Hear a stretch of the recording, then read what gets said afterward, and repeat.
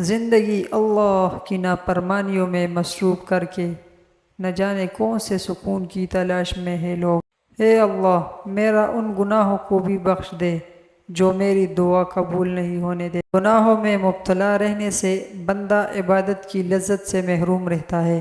جب تمہیں گناہ کے بعد ندامت ہو تو سمجھ لو کہ اللہ نہیں چاہتا کہ تم گناہ کی راہ پہ جاؤ۔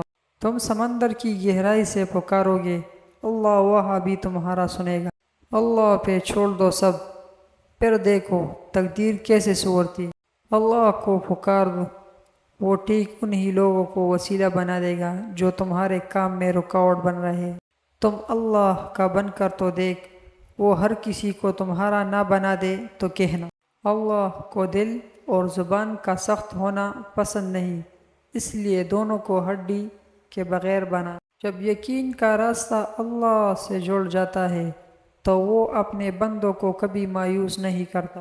جو لوگ قرآن سے جڑ جاتے ہیں وہ پھر اپنی زندگی کی ہر جگہ جیت جاتے۔ جانتے ہو معجزے کب ہوتی ہے؟